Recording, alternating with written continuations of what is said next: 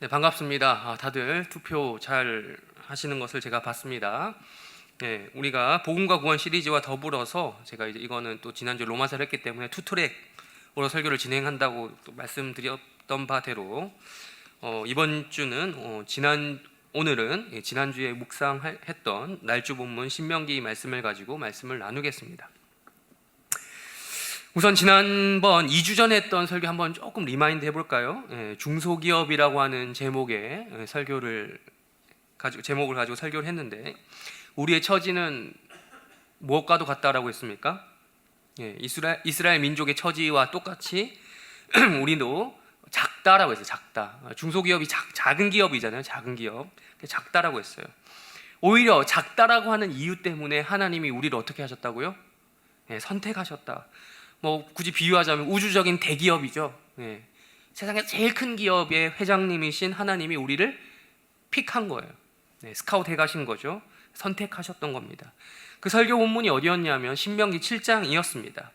그렇다면요, 우리가 오늘 보고자 하는 본문은 신명기 23장입니다. 23장. 그래서 본격적으로 오늘 본문을 들어가기 전에 한 가지만 또 정리하고 들어가려고 해요. 지난번에도 설명했던 부분이에요. 신명기를 분류하자면, 굳이 분류하자면 어디에 들어간다라고 했습니까? 신명기는 어디에 들어가요? 네? 이거 모르면 안 되는데, 이제는. 좀 외워야 알 때가 되었는데. 모세가 쓴 성경 5권, 모세오경의 마지막 부분에 있는 책이다라고 했어요. 히브리어로 이것을 뭐라고 부른다고 했죠? 이거는 좀 어렵죠. 토라입니다. 토라. 이거 모르면 하나님이 토라지시는데요. 쉬운 말로 하면 율법이죠. 토라. 토라. 하나님께서 이스라엘 백성들에게 하나님의 선택받은 백성답게 살아라고 주신 말씀이 바로 율법입니다. 그래서 지난번 신명기 7장에서도 이야기했던 부분이에요. 굳이 비유하면 그걸로 비유했죠. 제가 중소기업도, 솔직히 말하면 중소기업도 안 돼, 우리는. 작은 구멍가게가 회사랍시고 다니는 우리와 같은 그런 작은 자들을, 거기서 구멍가게에서 알바하고 있는 우리들을 아주 우주적인 대기업, 성민기업, 성민그룹의 회장님께서 우리를 선택하셔서 스카우트 하시는 거다라고 이야기를 했어요. 그 이유는 뭐라고 했습니까? 우리가 업무 능력이 되어서, 탁월해서? 아니요. 성과를 잘 내서? 아니요. 그저 애착하셔서라고 했어요. 사랑하셔서 옛날부터 맺었던, 심지어 내가 계약 맺은 것도 아닌데 옛날에 맺었던 그 계약 때문에라고 했어요. 내가 맺은 것도 아니었어. 그래서 선택하셨다라고 했어요. 그렇게 선택받아서 스카웃된 우리에게 우주적인 그 기업, 성민그룹의 사원답게 어떻게 너가 회사 생활하고 이 세상을 살아갈지에 대한 방법을 주신 게 바로 율법이다라는 거예요. 율법. 그래서 모세오경이 바로 그거죠. 어떻게 회장님을 존경할 것인가, 바꿔 말하면 하나님을 어떻게 사랑할 것인가, 어떻게 또 사원들끼리 서로 존중할 것인가, 이웃사랑이죠. 바꿔 말하면 이웃을 사랑할 것인가에 대한 규칙들이 모세오경에 쫙 적혀져 있어요. 사내 규칙인 거예요. 이게 율법입니다. 이제 여기서 회사 생활을 하려면 우리가 규칙을 잘 지켜야겠죠. 회장님만 존경한다고 되는 문제가 아니에요. 회장님을 존경한다고 하면 반드시 그 회장님의 뜻을 실현해야 되는데, 그게 뭐냐면 그 중에는 또 사원들끼리도 서로 상호 존중할 수 있어야 된다는 것입니다. 그게 회장님의 호의에 보답하는 길인 거예요. 우리를 스카우트 해주신 그 의도에 맞게 회사 생활을 하는 거죠. 그래서 오늘 보면 신명기 23장에도 보면 이 이야기가 계속 이어집니다. 사실은 전체적으로 이어지는데, 이런저런 이야기가 파편적으로 많이 나와서요, 한 가지 통일성 있는 주제가 없는 것처럼 느껴질 수 있어요. 왜냐하면 신명기 23장, 오늘 23장인데 그 앞 뒤로 한번 보시면요, 막 이 얘기 나왔다가 저 얘기 나왔다가 막 이런 다양한 이야기가 나와요. 그래서 이게 뭐지? 주제가 없나? 이렇게 보일 수도 있는데 사실은 한 가지 통일성 있는 주제가 있다더라요. 아까 말씀드렸던 그거죠. 사원들 사이에서 어떻게 존중할 것인가, 이웃사랑, 바꿔 말하면 그거죠. 이웃사랑을 어떻게 실천할 것인가에 대한 이야기가 계속해서 그 규칙들이 이어지고 있는 것입니다. 그런데 좀 이상한 면이 있어요. 특별히 또 우리가 읽은 하필 신명기 23장 1절에서 8절 요것만 보면 앞에 22장을 봐도 제가 하는 말이 지금 여러분이 조금만 안다면 그렇다, 이웃사랑이구나 이해할 수 있고요. 23장 9절 이후로 딱 봐도 그런 내용이구나 하고 알 수 있습니다. 그런데 지금 우리가 읽은 23장 1절에서 8절까지만 보면 안 그런 것처럼 보인다는 거예요. 어떤 이야기를 하고 있기 때문이에요? 우리가 읽은 내용을 눈으로 보시면요, 이런 거예요. 이스라엘 공동체에서 주어지는 어떠한 자격인데 그게 제한된 거예요. 분명 율법은 뭐라고 했습니까? 제가 지금 계속 얘기했죠. 이웃을, 하나님을 사랑하고 또 이웃을 사랑한다라는 것이 핵심인데, 지금 이걸 보세요. 이게 이웃 사랑과 어떻게 연결시킬 수 있겠습니까? 이게 사랑이야? 라는 생각이 들게 됩니다. 그래서 우리 눈을 좀 크게 떠서 1절부터 8절까지 가장 많이 나오는 단어가 뭔지 한번 찾아볼까요? 뭡니까? 총회라는 말이 가장 많이 나옵니다. 총회. 지금 여러분 이거 아까 방금 한 것도 총회예요. 일종의 투표하기 위해서 투표라는 목적을 가지고 공동의회가 모인 것도 총회입니다. 이게 이제 총회라는 단어가 계속 나오는데, 이게 히브리어로 하면 카할이라고 하는 단어인데 아주 특별한 의미가 있는 건 아니에요. 그냥 모임, 집회, 모여있는 회중, 이런 것들의 일반적인 뜻을 가지고 있어요. 그러니까 여러분이 지금 여기 모여있는 것도 모임 카할인 거예요. 5인 이상 사적 모임, 집합 금지할 때 그 모임도 카할인 거예요. 히브리어로 하면. 5인 이상 얘기가 나왔는데 저는 이제 참고로 그 5인에서 빠집니다. 왜 그럴까요? 저는 백신을 맞았기 때문에, 제가 지난주에 주중에 얀센을 맞았습니다. 부럽지 않습니까? 30대가 이 나라에서 30대 남성이죠. 남성이 이 나라에서 누릴 수 있는 얼마 안 되는 특권 같더라고요. 그래서 이게 신청을 해봤는데 잘 해서 맞았어요. 아무튼 이 카할이라는 단어, 이 모임이라고 하는 단어는 어떤 특별한 그런 단어는 아니에요. 일반적으로 다 모임 이러면 다 카할이라고 했습니다. 그런데 이 신명기 23장에서는요, 이 카할, 총회라고 하는 것의 성격에 대해서 아주 특별한 의미를 부여하고 있어요. 그 총회 앞에 뭐가 붙기 때문에요? 앞에 뭐가 붙어요? 투표하느라 그 진력을 다 누구 뽑을까 알지도 못한 사람 고민해 하셔가지고 지금 체력이 다 빠지셨습니까? 누구의 총회? 여호와의 총회라고 부르기 때문에 그렇습니다. 세상에 존재하는 어떤 모임이든 간에요, 여러분 그 모임의 성격이 나름대로 다 있어요. 모임의 성격이 다 있죠. 그래서 무슨 모임이 다 갖다 붙이잖아요.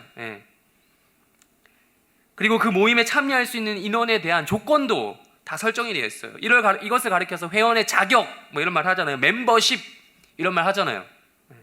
멀리 갈 필요도 없습니다. 멤버십 이야기 나온 김에 누구나 여러분 다 핸드폰만 가지고 있다면 가입되어 있는 통신사 멤버십만 해도 그래요. 제가 이제 어떤 걸 좀 생각을 해볼까, 비유로 들어서 설명하면 좀 편할까 하다가 여러분이 과는 이제 상관없는 생각이 나요. 골프장 멤버십 이런 예를 들까 하다가 여러분하고는 이제 관련이 없겠죠. 이 중에 혹시 골프장 멤버십 가지고 있는 사람 있어요? 없죠. 나중에 그 정도 되는 능력을 갖추시기를 바라는 마음이 있지만, 여러분은 아직 생활 수준이 안 되고 능력이 안 되는 여러분과 상관없을 것 같아서 이제 패스를 하도록 할게요. 저도 상관이 없거든요. 앞으로도 없을 것 같고. 통신사 멤버십이라는 것만 봐도 그렇습니다. 여러분 오랜 기간 동안, 그리고 요금제를 높은 것을 쓰면 쓸수록 멤버십 등급이 올라가죠. 높아지죠. 실버, 골드, 회사마다 좀 다르긴 한데 실버, 골드, 플래티넘, VIP 등등, 사람들은 이러한 회원을 등급으로 나눈다는 것을 당연하게 생각하고 있어요.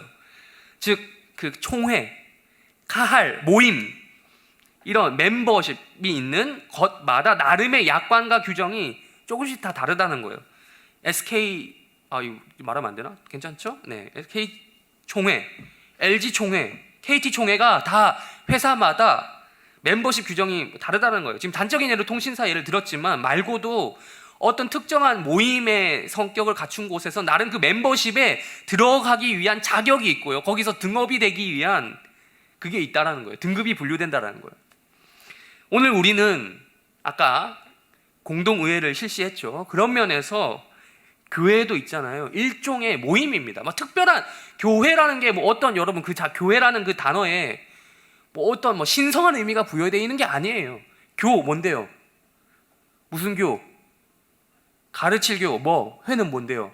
맛있는 회? 아니요. 네. 재미없죠, 이제. 네. 그 회가 아니고 이제 모일 회자입니다. 네. 가르치는 모임이라는 뜻이에요. 네. 그런 면에서 교회도 일종의 모임이기 때문에 회원이 있고요, 비회원이 있어요. 지금 방금 투표하지 못하신 분들 있죠. 엄밀히 따지면 여러분 아직 비회원입니다. 참관하신 거죠. 네. 그래서 그리고 회원이라고 다 똑같은 회원이냐? 아니에요. 회원 사이에도 등급이라는 게 있어요. 네. 그러니까 지금 이제 나중에 계속 얘기하겠지만 차별을 위한 그 등급 구분이 아니거든요. 가장 기본적으로 교회 예배드리러 오는 성도와 그냥 예배드리는 성도, 등록된 교인은 엄연히 다릅니다. 네. 그래서 계속해서 예배를 드릴 경우에 계속 어차피 우리 교회 나오실 경우 특별한 사정이 있지 않는 이상 웬만하면 등록하십시오라고 권유하는 거예요. 네. 물론 성도의 입장에서는 또 그런 게 있어요. 신중하게 교회를 선택해야 되는 그런 입장에 놓여 있는 경우가 있습니다. 그렇게 신중하지 말라는 소리가 아니고요. 네. 이 교회에 등록했다가 뭐 저 교회에 등록했다 이런 문어발식으로 등록하는 경우가 요즘에 좀 많더라고요. 네. 그래서 그것도 참 곤란하긴 한데, 네. 이중명부가 많은데, 그래서 이 교회에 등록되어 있는 분이 저 교회에 등록되어 있기도 하고 뭐 그런 일이 있기 때문에 그래서 한번 결정하실 때 신중해야 되는 것은 맞습니다. 그러나 여러분 정말 이 교회 그래도 내가 꾸준히 다닐 만한 교회다라고 하나님 앞에서 양심적으로 딱 판단이 섰을 경우는 이제 예배 드려보면 솔직히 좀 알거든요. 몇 달 정도 예배 드려보면 감이 오거든요. 우리 담임 목사님 설교 좋다 뭐 이런 거. 또 뭐 청년부 같은 경우는 청년부가 그리 크지는 않지만 그래도 여기 오니까 얘네들이 조금 좀 덜 세련되어 보이지만 애들이 그래도 좀 순수하구나. 서울 치고는 서울 사람들 다 막 이렇게 이렇게 깍쟁이고 뭐 코 베어간다 이런 말이 있는데 여기는 애들 시골 애들 같구나 뭐 이런 느낌이 딱 서면 등록을 이제 모임을 좀 나와보고 바로 등록하지 않더라도 모임을 나와보고 이렇게 하면 된다라는 거죠. 등록을 바로 이제 등록하지 않고 세가족 모임을 참석해도 좋고요. 그러다가 정말 이 교회다 싶으면 그때 등록을 해도 좋다라는 것입니다. 물론 그 전에 세가족반에서 등록을 권유할 가능성이 매우 높은데요. 등록하지 않고 교회를 다니면서 계속 예배만 드리는 건요, 나름대로 편함은 있을 거예요. 분명히 편함은 있어요. 그렇지만 성경적인 신앙을 추구해야 되는 교회 회원이라는 면에서 부족한 면이 있다는 것입니다. 여러분 이 기독교 신앙이라는 건요 절대 하나님과 1대1의 관계만을 추구하라고 말하지 않아요. 이건 뭐라고 하죠? 그런 수련하는 게 아니에요. 율법의 정신, 산의 규칙, 제가 기본 구조 말씀드렸죠. 회장님을 존경하면 뭐도 할 수 있어야 된다고요? 사원들도 함께 존중할 수 있어야 된다. 하나님 사랑을 하면 이웃 사랑도 해야 된다는 거. 이 둘은 항상 붙어 있는 그런 관계예요. 워낙 물론 이해를 합니다. 또 아까 말씀드렸지만 워낙 교회에서 그동안 대인 게 많으신 분들이 있어요. 그 전에 내가 다니던 교회에서 상처받고 떠나오는 경우, 거기서 내가 집단적으로 어떤 거의 왕따를 당하는 이런 경험이 있을 수도 있습니다. 그렇다면 잠깐 실수는 있습니다만 정말 하나님과의 바른 관계를 추구하는 입장에 있다면 반드시 사람과의 관계, 특히 교회 안에서의 그런 관계를 점차 회복시켜 나가야 된다는 말이에요. 그럼 그렇잖아요. 연애 딴 거 필요 없이 연애 생각해 보십시오. 연애하면서 여러분 얼마나 대인 게 많습니까? 남녀간에. 그런데 어때요? 또 연애 썸 타는 상황 오면은 기분 좋아지고 사귀고 싶고 이런 마음 들잖아요. 물론 여건이 안 되면 다시는 연애 안 한다 뭐 이런 소리를 하는 경우를 봤는데 진짜 찐사랑을 만나게 되면 그 소리 안 하더라고요. 다시는. 그래서 어느 정도 불편함이 있어도요, 부족함이 보여도 교회 등록을 하면서 신앙생활을 해야 되는 것입니다. 왜 이런 이제 교회 등록에 대한 이야기를 했냐면 아까 우리 했던 이런 공동의회 있죠? 해림교회 총회입니다. 총회. 카할 모임이에요. 이것도 나름 여기 하려면 멤버십, 회원의 등급이 있어서 그랬던 거죠. 그래서 오늘 아까 우리 담임 목사님이 이걸 보라고 얘기하셨는데 이거 주보를 보시면요, 공동의회에 이제 우리가 참여해서 누구를 뽑아야 될 것인가에 대한 자격을 상세히 기술을 해 놓았습니다. 주보.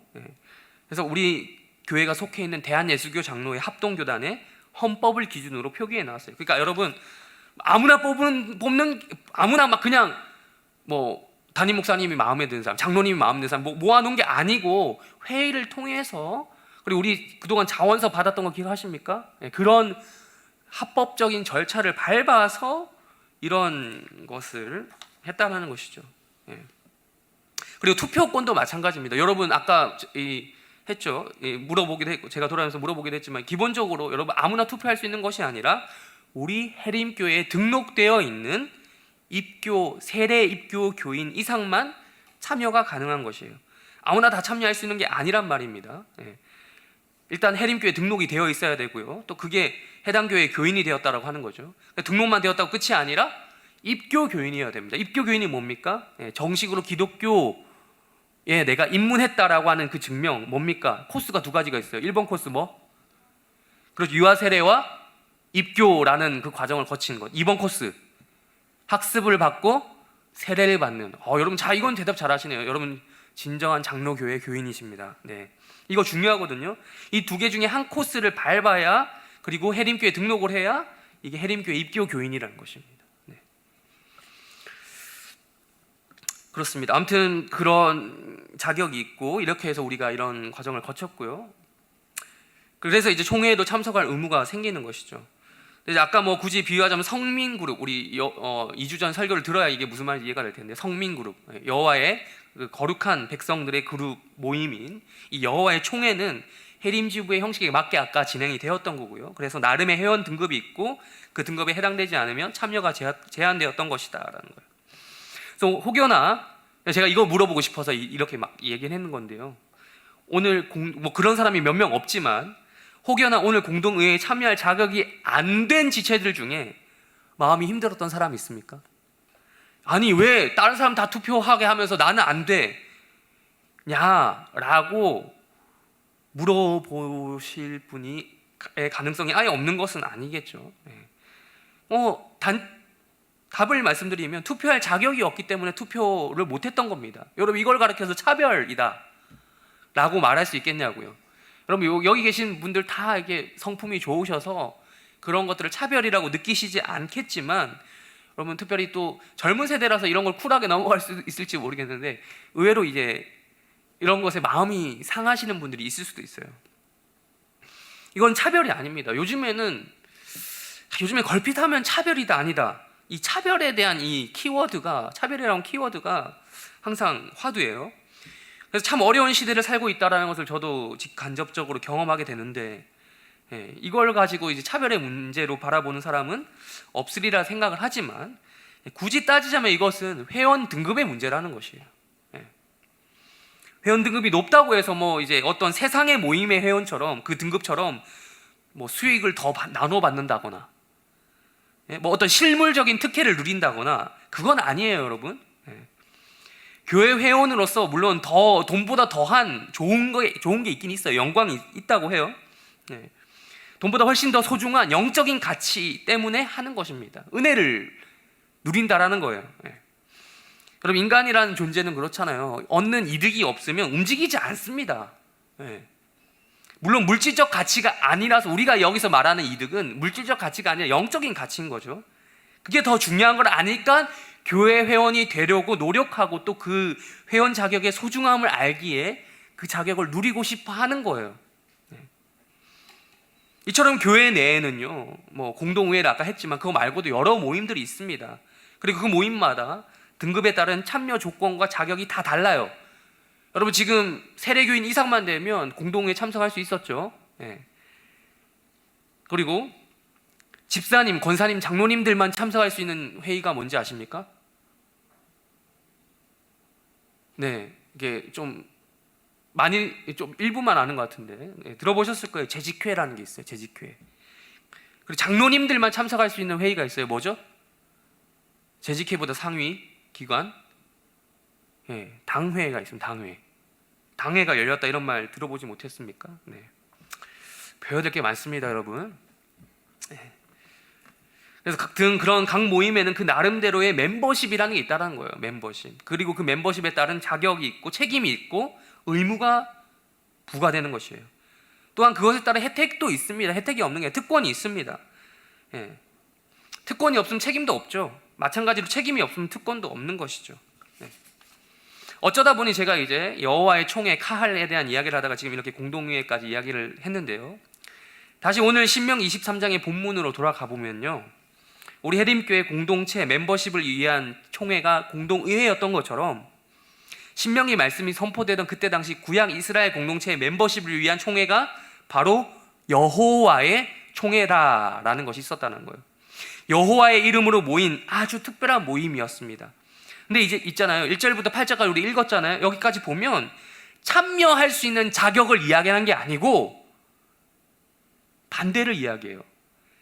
참여를 할 수 없는 사람들, 참여 자격에 제한되는 부류들이 나오는 거예요. 이걸 조금 한번 훑어보도록 하겠습니다. 우리 1절 다시 한번 읽어보겠습니다.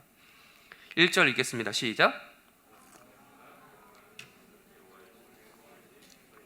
야, 이거 부끄러움 없이 다들 잘 읽으시네요. 자매들이 있어서 좀 민망하긴 하지만 그래도 다들 성인이니까 괜찮다고 생각하고 말씀드리겠습니다. 온라인상에서 유행했던 말이 있습니다. 내가 고자라니. 모릅니까? 이걸 저만 이상한 사람 된 것 같은데요. 아무튼 이게 그거예요. 고환이 상했다, 음경이 잘렸다. 이게 바꿔 말하면 고자입니다. 고자. 이 사람은 여호와의 총회에 들어갈 수가 없었습니다. 그러니까 바꿔 말하면 일종의 이거는 신체 장애거든요. 아니, 이거 보면서 이런 생각 안 듭니까? 이거 차별 아닌가? 신체 장애자에 대한, 다른 신체 장애도 아니고 너무 서글프잖아요. 그게 이제 인터넷 밈이 돼서 이렇게 희화화되기는 하는 게 이게 되게 좀 약간 서글퍼서 더 그게 극화되거든요. 내가 고자라니, 그런 드립이. 다른 신체 장애는 성경, 이거 차별 아닌가 할 수 있는데, 여러분, 다른 신체 장애를 성경이 언급하고 있지 않다는 점도 우리는 기억해야 됩니다. 왜 하필 이 고자인가? 고자가 된 것도 억울한데 우리가 억울한데 라는 거죠. 근데 저희가 우리 청년부 아시는 분들만 아는 그런 모임이 있어요. 이게 원래 아는 사람만 알라고 하는 건 아닌데 뭐 이렇게 별로 관심이 없어 보이더라고요. 수요일 저녁마다 하는 온라인 성경 공부 모임이 있습니다. 성경이 읽어지네 라고 하는 이 모임인데, 벌써 시작한 지 보니까 얼추 계산해보니까 8달 넘었더라고요. 근데 아직도 창세기를 못 끝냈습니다. 그거 시작하면서 항상 외치는 구호가 있거든요. 그 하는 멤버들 한번 외쳐볼까요? 여기 숨어 있습니다. 멤버들 숨어 있습니다. 한번 외쳐볼까요? 시작. 이렇게 샤이, 뭐라고 하지? 그런 있잖아요. 정치적인 거 이제 샤이 누구 이러잖아요. 샤이 어성경인데.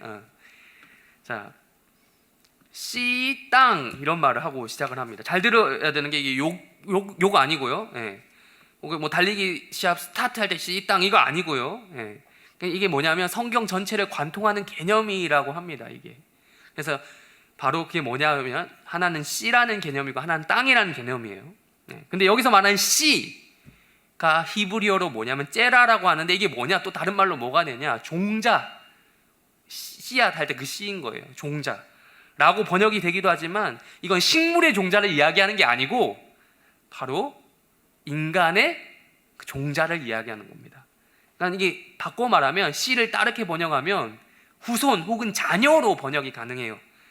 그러니까 어떤 방식으로든, 그러니까 이 성경 우리가 지금 1절에서 말하는 것은요, 어떤 방식으로든 불의에 사고르든 뭐 어떤 방식으로 이게 고자가 되었다라는 것은 바로 이 후손을 더 이상 정상적으로 생산하기가 힘든 상태라는 걸 이야기한다는 거예요. 그래서 여호와의 총회에 자격이 주어지지 않는 것입니다. 여러분 다 알겠지만 혹시나 한 번 더 말씀드리면 오해하지 말아야 될 것은요, 지금 이스라엘 백성이 될 수 없다, 하나님의 백성이 될 수 없다, 너는 아웃, 공동체에서 아웃, 이걸 이야기하는 게 아니라 여호와의 총회라고 하는 아주 특수한 목적에, 그러니까 등급이 높은 모임에 들어가기 위해는 결격 사유로 작용했다더라라는 말입니다. 2번 두 번째 2절 우리 한번 읽어볼까요? 2절 읽겠습니다. 시작.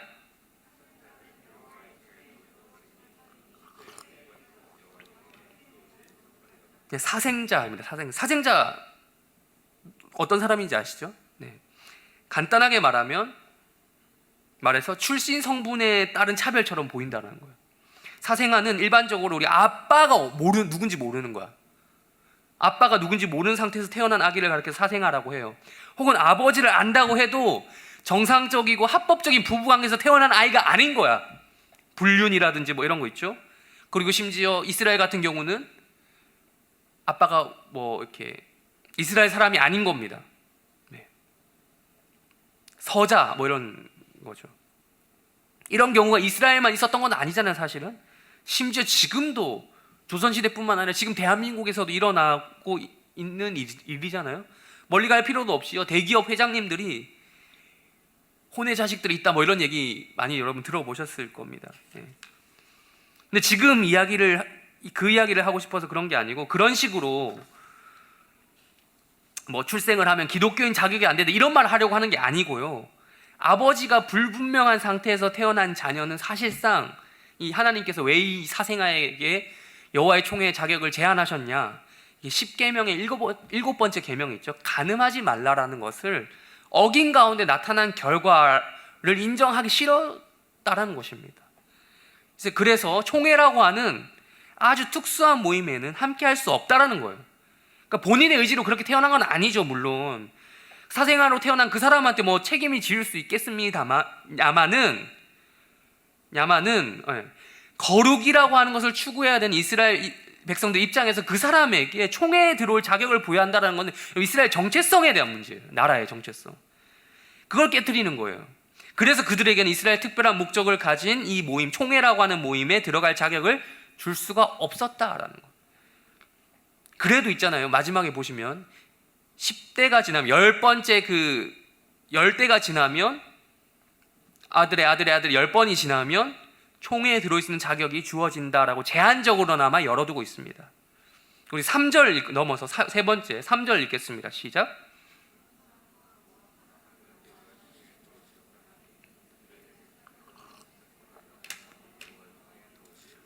자, 우리가 이걸 또 얼핏 보면요, 신체 장애인 첫 번째, 두 번째 출신 성분에 이어서 세 번째 누구를 차별합니까?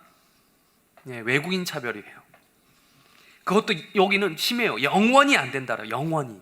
여기는 완전 이제 꽉 막힌 거죠.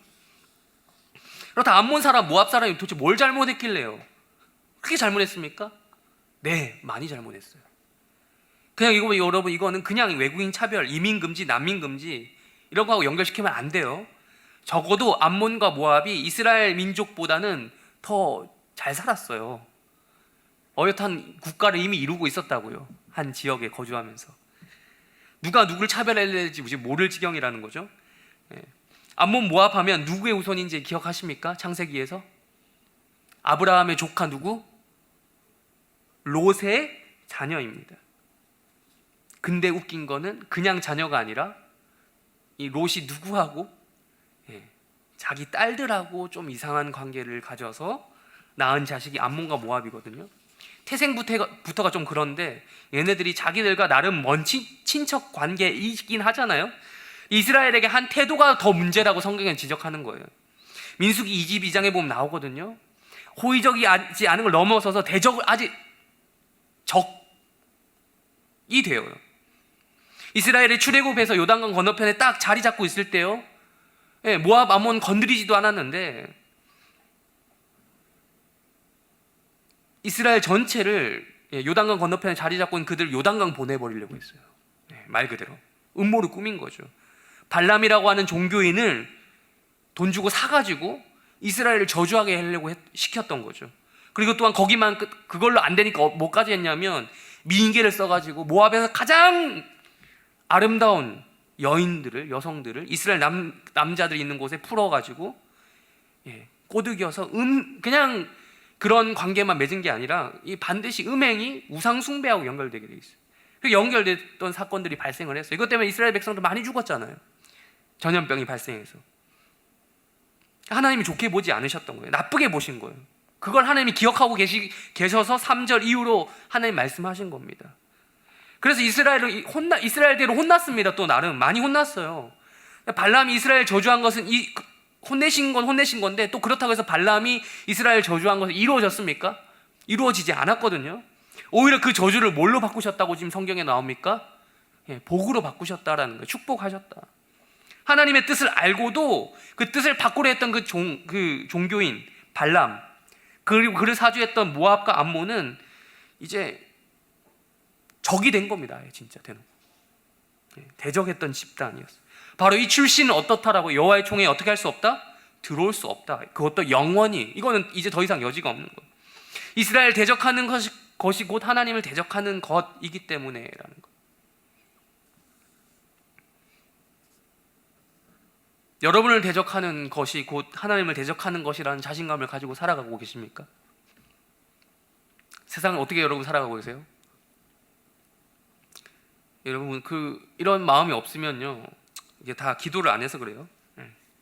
자신감, 이 정도 자신감이 없으면 여러분이 다 기도를 안 해서 그렇다 라는 결론밖에 안 나옵니다. 왜냐하면 저도 이제 대학생 시절에 교회에서 모든 것을 이런 식으로 해석했어요. 기도 깔때기 이론으로 몰아갔던 추억이 있는데, 아무튼 세상 살아가실 때 자신감이 있어야 되는데, 참 이게 우리가 기도를 하지 않으면 힘을 못 받는다는 거예요. 그래서 네 번째, 이제 7절 우리 한번 읽어볼까요? 7절 읽어보겠습니다. 시작.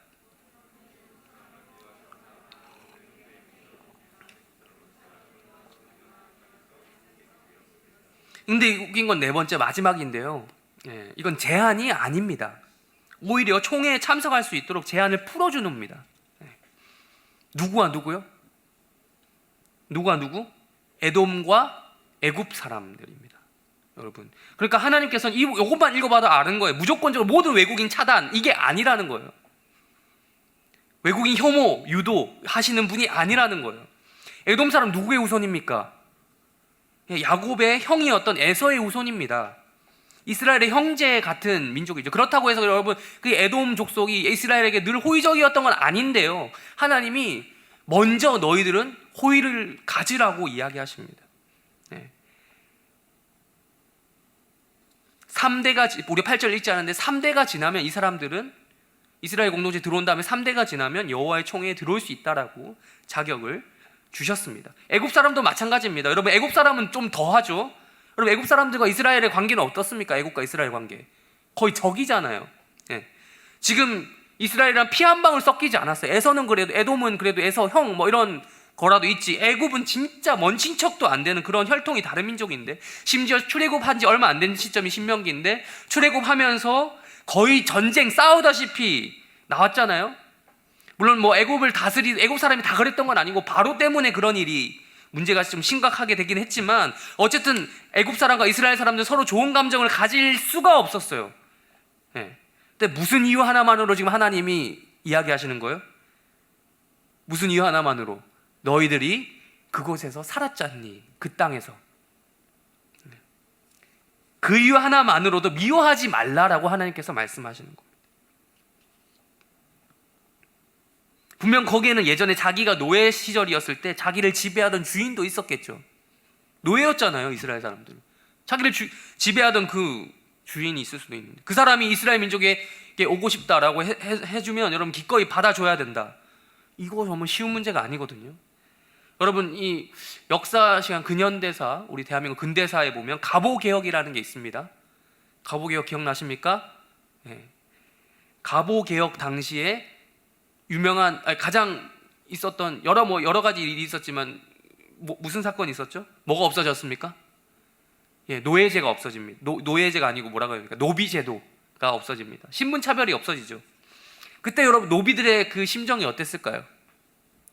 노비들의 심정, 자기를 신분으로 억누르던 그 양반 찾아가서 진짜 두들겨 패주고 싶지 않았겠어요?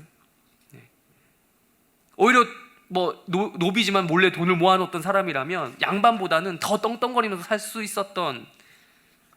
있었지 않았을까요?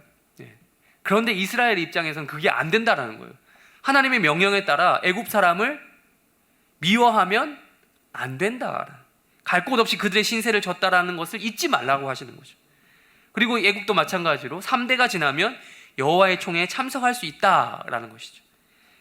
근데 우리가 지금 제가 이렇게 쭉 이야기를 했는데 참여 제한 그리고 참여될 수 있는 가능성 이런 이야기를 했지만 아직 이야기하지 않은 게 있어요. 바로 그렇다면 이 여호와의 총회가 뭐냐라는 거예요. 뭐냐? 뭐길래 이런 거냐? 누구는 되고 누구는 안 되고 이런 얘기를 회원 등급제를 차별식으로 이야기를 하는 거냐라는 거예요.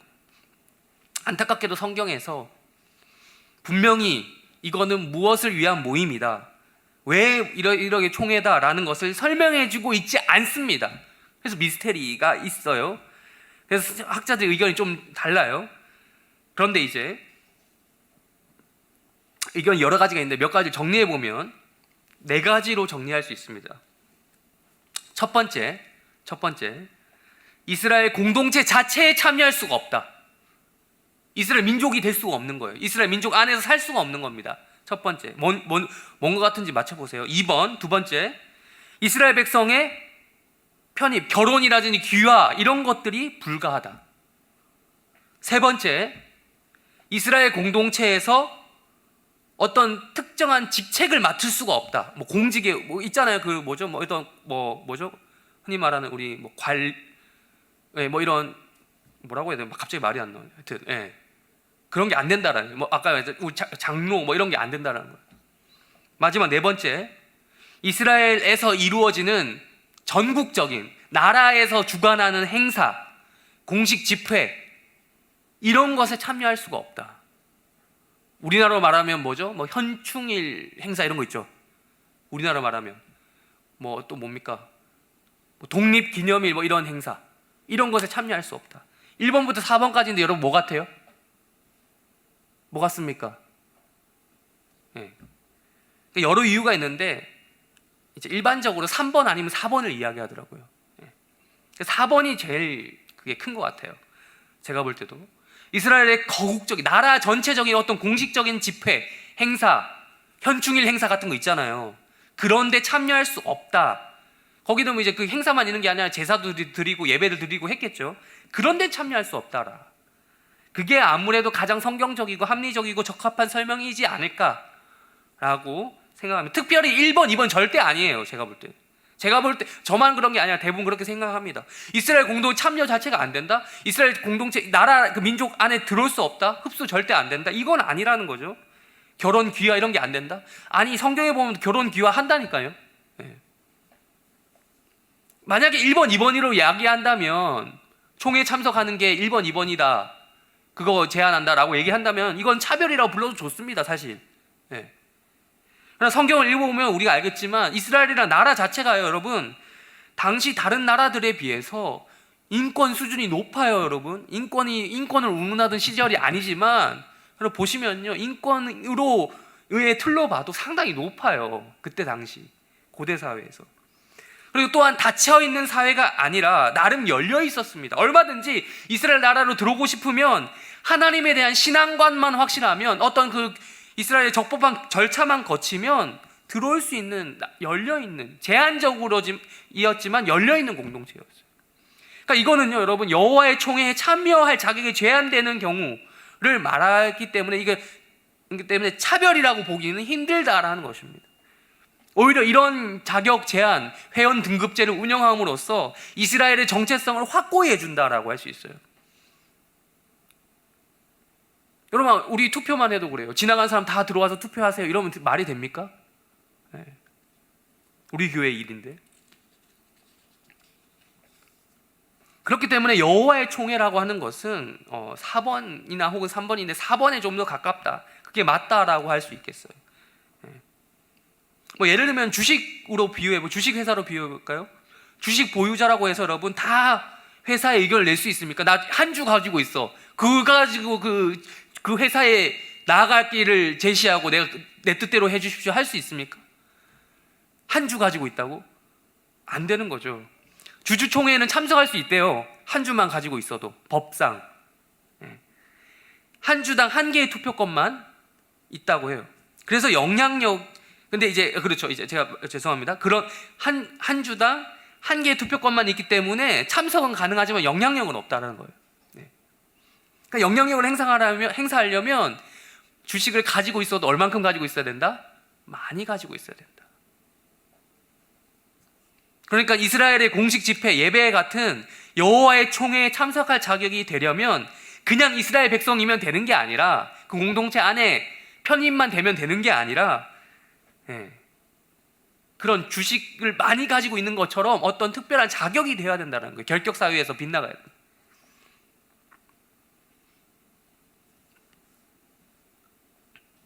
그리고 보면요, 되는 사람보다 안 되는 사람 이야기하는 게 빠르니까 이렇게 1절에서 8절 사이에서 끝냈죠.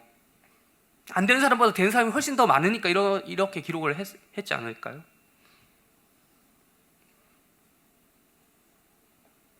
그래서 이걸 우리는 차별이라고 보면 안 된다라는 거예요.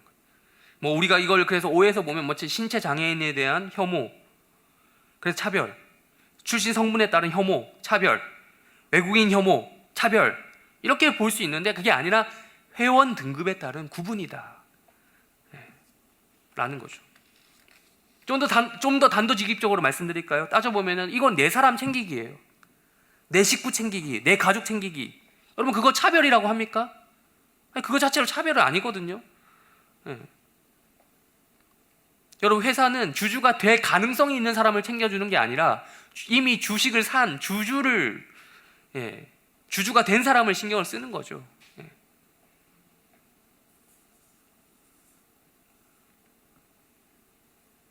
이걸 가지고 차별이니 뭐냐 하면 안 되는 거죠. 피상적으로 이 성경 말씀을 읽으면 이게 신명기 전체 내용과 어울리지 않는데, 이웃사랑이 없는데, 이렇게 생각할 수 있는 거예요. 그게 아닌 거죠. 뭐 이와 연관된 가장 많은 사례가 성경에 나오죠. 신명기 다음에 여호수아에 보면 거기 보면 기브온이라는 민족이 나옵니다. 원래는 이 사람들은 다 가나안 민족의 일부이기 때문에 이스라엘이 전쟁에서 이 사람들 다 없애야 됐어요. 가나안 민족 중에 한 민족입니다. 그런데 이 사람들이 거짓말을 써서 위장해서 여차저차해서 이스라엘 민족에 들어오게 돼요. 근데 또 하나님이 받아주라 그래요. 니네들이 잘못했으니까, 니네들이 실수한 거니까 받아줘 라고 합니다. 살아남았어요. 항복해서. 중요한 건 항복한 집단이 가나안 민족 중에 얘네들밖에 없어요. 다른 사람들 다 이스라엘이랑 싸워서 이길 줄 알고 이스라엘 만만하게 보고 싸우다가 쥐어 터졌어요. 하나님이 뒤에 있다, 백으로 있다는 걸 몰랐던 거죠. 안 보였던 거죠.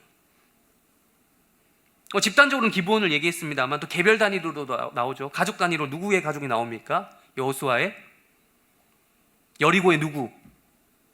여리고 살았던 그 여성분 라합이 나오잖아요. 라합.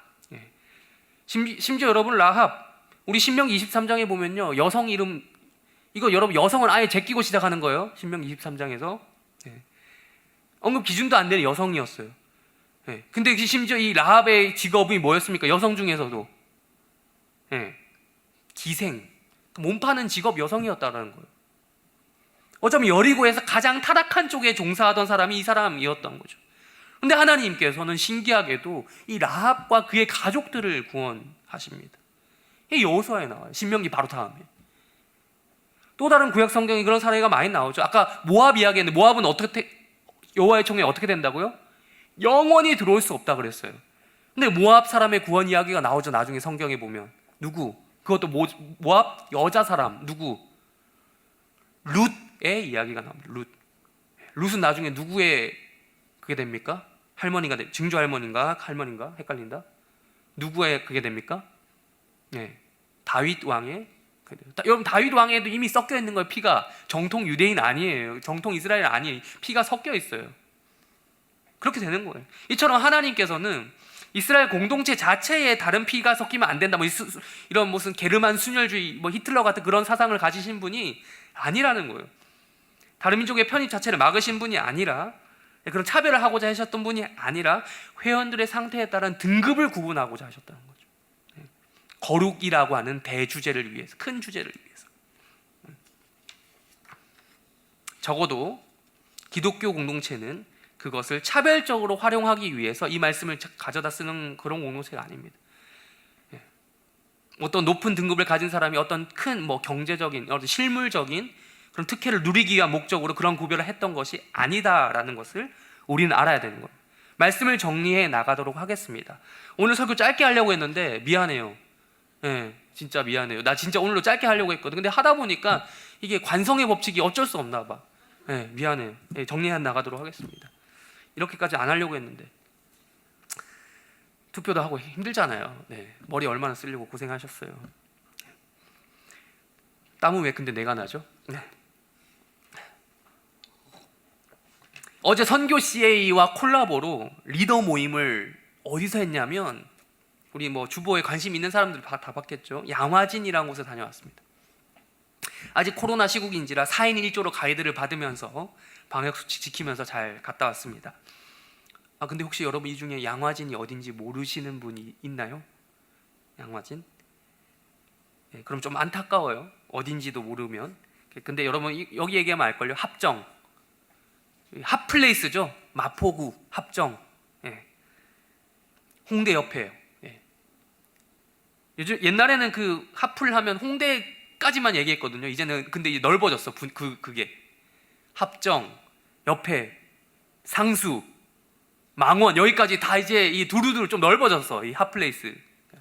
거기 이렇게 맛집도 많고 카페도 괜찮은 카페도 많고 해서. 근데 어제도 가니까 인파가 엄청나더라고요. 근데 거기 뭐 하러 갔냐? 거기 놀러 갔냐? 아니요. 거기 물론 논 거였는데 그런 식으로 놀러 간 건 아니고 저희는 좀 더 거기서 한강 쪽으로 들어가면요. 양화진이라고 하는 옛날 조선시대 때 이름이 그쪽 지역이 양화진입니다. 외국인 선교사 묘원에 다녀왔습니다. 묘지. 옛날 조선시대 때 양화진이라 불렀는데 거기 가면 양화진 외국인 선교사 묘원을 관리해주는 100주년 기념 교회가 있어요. 성도님들이 관리를 해주시고 그 가이드도 해주십니다. 미리 예약을 해서. 이게 여기가 어딘지도 모른다. 가보진 않았지만 어딘지는 안다 정도면 제가 이해해드립니다만 어딘지도 모른다 이러면 좀 내가 기독교인인 건 조금 부끄러워하세요. 안 다녀오신 분들을 좀 다녀오셨으면 좋겠고 참고로 저는 10번도 더 다녀왔습니다. 근데 이제 가이드를 제가 매번 들었거든요. 들을 때마다 근데 이번에도 들었지만 똑같은 말 또 듣고 했지만 이번에도 듣는데 또 이렇게 매번 감회가 새로워요.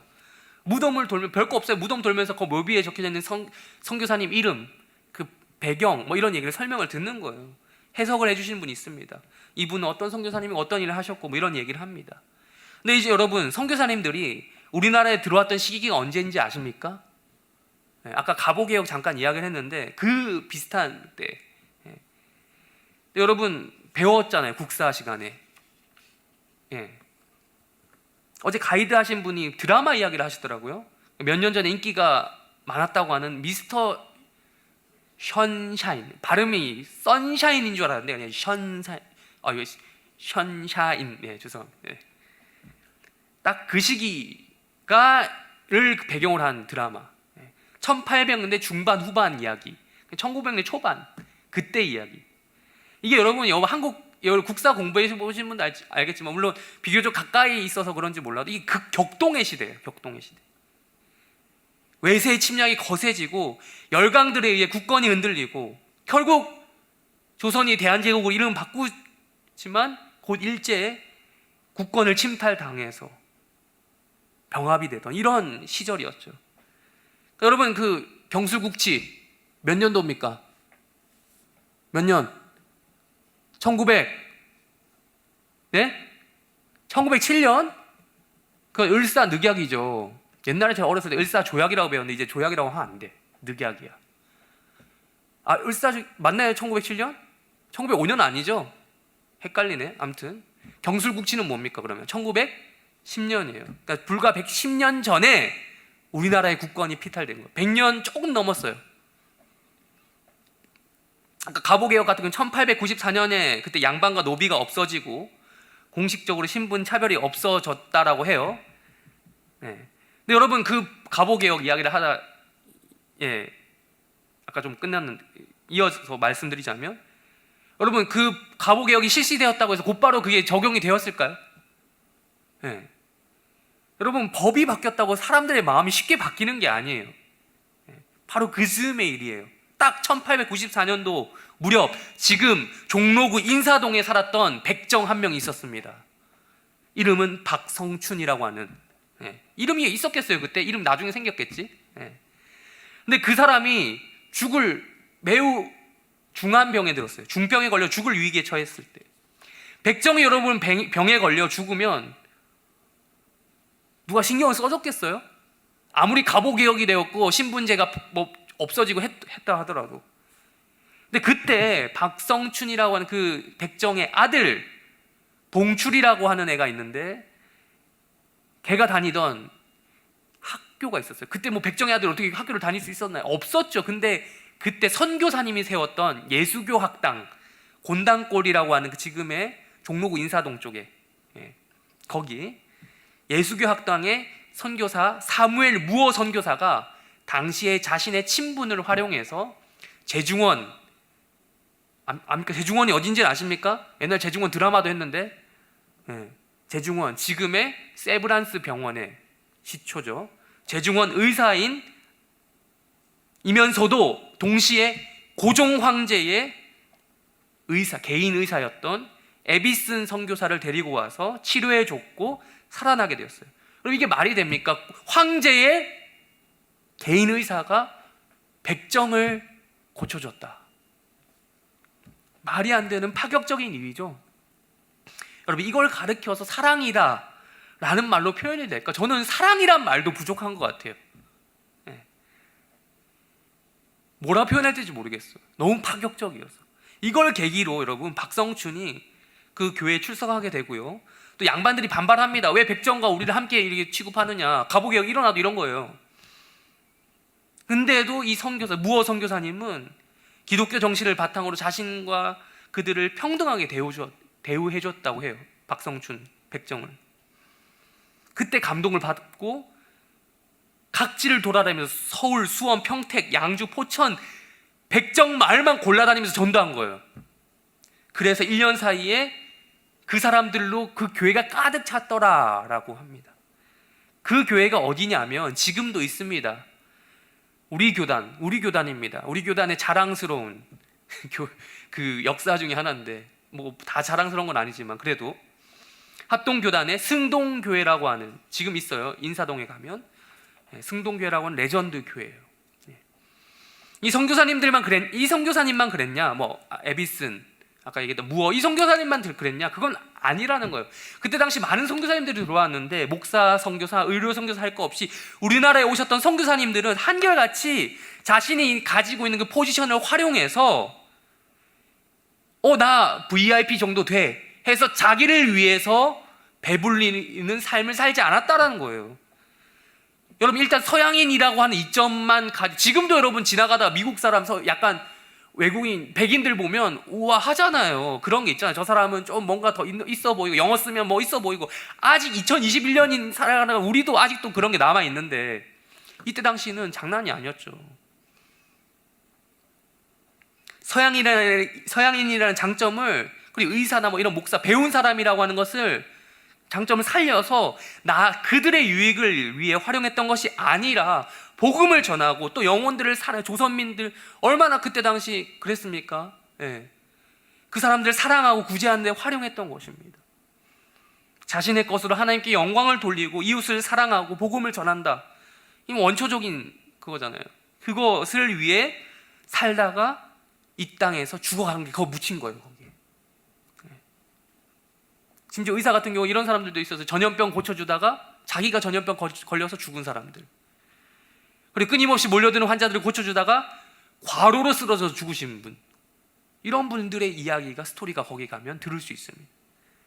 오죽했으면 이런 말을 했겠습니까? 조선인보다 조선을 더 사랑했던 사람들이다. 오늘 본문 말씀이에요.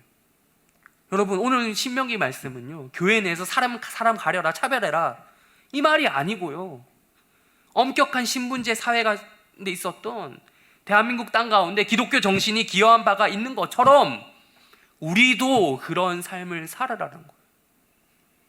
뭐 사회운동해라, 신분 철폐를 위해 노력해라, 그런 외침 말고요, 그냥 몸으로 네가 가지고 있는 그 몸으로, 네가 할 수 있는 포지션에서 네가 할 수 있는 그 외침으로, 행동으로 보여주어라 라는 거예요. 여러분 다시 한번 말씀드려요. 그때 미국인, 의사, 목사면요, 여러분 돈벌이 수단을 했으면 얼마든지 그 양반들 대상으로 돈 벌 수 있었어요. 근데 안 했다니까요.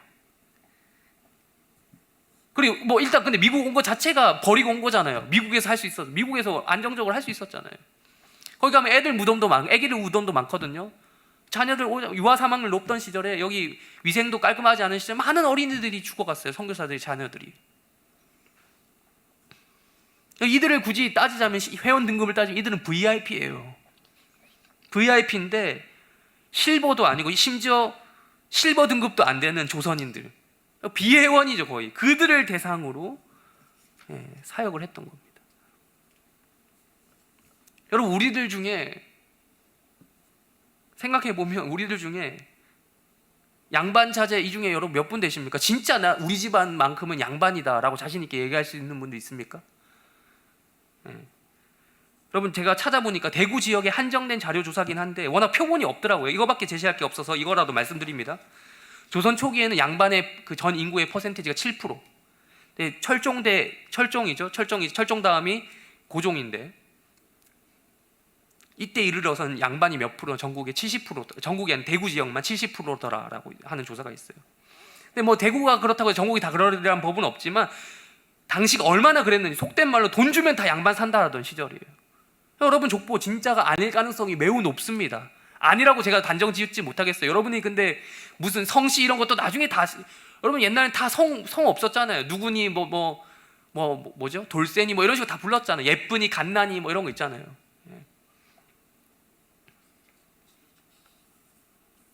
우리가 하도 드라마 영화를 많이 보니까 나도 귀족 중에 한 명이고 나도 양반 중에 한 명이고 나도 귀한 대감님 댁 뭐 이렇게 보이는데 그게 아니에요. 대부분 아니야. 저런 생각해 보니까 이 시점에 대한민국에 태어난 것에 대해서 정말 감사하더라고요. 100년 전에 태어난 것도 아니고 100년 후도 아니고 100년 후가 더 나아지리란 보장이 있습니까, 여러분? 대한민국 사회가? 보장은 없어요. 어쨌든 지금 그것도 다른 나라도 아니고 뭐 제가 멕시코, 남미 이런 데 보니까 장난 아니더라고. 아프리카, 동남아, 중동 이런 나라가 아니라 대한민국 딱 여기 태어나서 지금 살고 있으니까 너무 감사하더라고요. 제가 지난주에도 설교했던 내용이긴 하지만 사회 구조적으로 바로잡아야 될 것들, 개선돼야 될 것들이 많이 있어요. 구조적인 악들. 그걸 부정하는 게 아니라 그래서 그걸 탈피해서 더 나은 행복을 위해 얼마나 더 많이 기도하고 구해야 될지는 모르겠지만 솔직히 저는 경제적인 면, 생활적인 면에서만 놓고 보면 전 지금 족합니다. 더 큰 축복이 없다라고 생각할 정도예요, 저는. 삼시세끼 걱정 없이 사는 게 얼마나 큰 축복인가요? 역사를 조금만 읽어보면 답이 나오죠. 그리고요, 기독교인이잖아요. 이런 신앙생활을 누릴 수 있다는 것도 정말 축복입니다. 물론 신앙의 위협이 아예 없는 건 아니지만 솔직히 여러분, 나만 잘하면, 나만 원하면 진짜 마음껏 성경 읽고 신앙생활 할 수 있잖아요. 이거 축복 아닙니까? 박해 안 받고 신앙생활 할 수 있다는 거. 이거 게임 끝이에요. 내가 기독교인입니다 라는 말 한마디 하면 목숨 걸고 해야 되는 곳이 얼마나 많습니까, 지구상에. 아직도 예배 한번 드리는 거 걸리면 죽는 거예요. 이처럼 전 지구상에서 여러분 지금 살아가고 있는 대한민국 국민이라는, 기독교인이라는 사실, 이것만 해도 제가 볼 때는 최소 골드급 이상의 회원 자격을 가지고 있어요. 등급. 거기다가 기독교인이기 때문에 프리미엄 붙어서 플래티넘급 된 거예요. 근데 게다가 여러분, 해림교회 등록교회 성도다. 저는 자신 있게 말씀드립니다. 이거는 다이아급이에요. 웃지 마세요, 여러분. 진짜예요. 진지하게 얘기하는 거예요. 이러면서 내가 웃네. 왜? 여러분, 해림교회 바른 말씀과 바른 교리를 가르치는데 애쓰는 교회, 뜨거운 형제애가 있는 교회, 기도하는 교회. 여러분이 안 하는 건 좀 제가 어떻게 할 수는 없는데 아무튼 그런 교회. 여러분, 웨스트민스터 교리 공부 배우잖아요. 이거 여러분 한번 찾아보세요. 주변에 어느 교회에서 하는지 한번 찾아보세요. 기독교 교리 이만큼 확실하게 가르쳐주는 교회가 몇이나 되는지. 근데 제가 뭐가 아쉽다고 막 가르쳐주려고 제가 스스로 노력하는지 모르겠어요. 생각해보면 알아서 배우고 싶어 해야 되는데 내가 답답해서 더 가르쳐 주려고 뭐 이러는 것 같아. 그런데 여러분, 오늘도 투표 좀 더 얘기하자면 집사님들, 권사님들, 장로님들, 이분들은요 거기서 만족 못하고 더 등급 높이 하려고 VIP까지 되려고 나오신 분들이라는 거예요. 진짜 욕심쟁이들이에요. 다이아도 모자라 VIP까지. 이분들이 바로 그런 분들이에요. 거기 아까 우리 봤던 얼굴들. 왜? 교회에서 한 자리에서 뭐 하려고? 신분 상승을 여기서 이루는 겁니까? 아니에요. 여러분, 교회에서 집사 되고 권사 되고 장로 되면, 여러분 부모님 아실걸요? 부모님 중에 그런 중직 맡으신 분들 돈 씁니다, 시간 씁니다, 마음까지 씁니다. 쓰는 건 많은데 실질적으로 얻는 거 있나요? 없어요. 거의 없어요. 아니, 얻는 거 있어요. 마음의 상처. 네. 뭐 청년부 버전으로 따지면 리더들인 거죠. 정원지기들, 터자베르 국장들. 네. 바로 지금 그런 역할을 하고 있지 않습니까? 얼마나 답답해서 지난주에 세가족 국장 나와서 좀 오바했겠습니까? 이들이 청년부의 집사, 권사, 장로 역할을 하고 있는데, 그래서 막 시간 쓰고 마음 쓰고 돈 쓰는데 이러하면 뭐 수익의 창출이 있습니까? 아닌 거죠. 뭐 때문에 이렇게 합니까? 하나님 때문에. 네. 회장님이 우리를 스카우트 해주셨다. 작은 나를 스카우트 해주셨다. 선택해 주신 그 은혜가 너무 고마워서, 이게 여러분 VIP 회원의 기본적인 마음가짐이라는 거. 이런 의미에서 여러분, 저는 여러분들이 나중에 꼭 제발 집사 되기를 원했으면 좋겠고, 네, 권사 되기를 원했으면 좋겠고, 지금은 아니지만 장로 되기를 원했으면 좋겠어요. 교회에서 주름 잡으려고? 아니요. 뭐 그 주름 잡아서 뭐 하게요? 교회에서 장로 되는 게 그렇게 영광스러우면 나가서 차라리 그 시간에 딴 거 하세요. 네.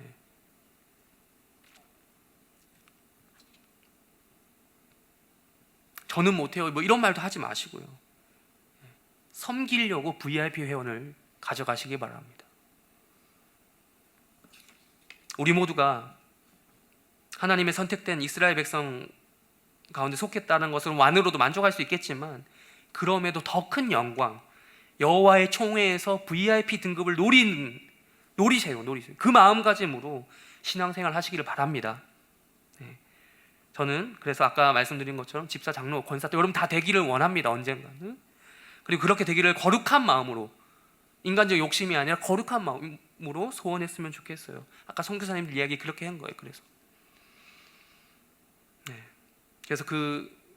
여러분, 우리가 가지게 된 이 귀한 복음 때문에 비회원들에게 이 복음을 나눠줄 수 있고, 또 교회 안에 실버 회원, 골드 회원 이런 사람도 있으면 또 섬기고 도와주고, 그런 청년부 해림교회 성도들이 되시기를 바랍니다.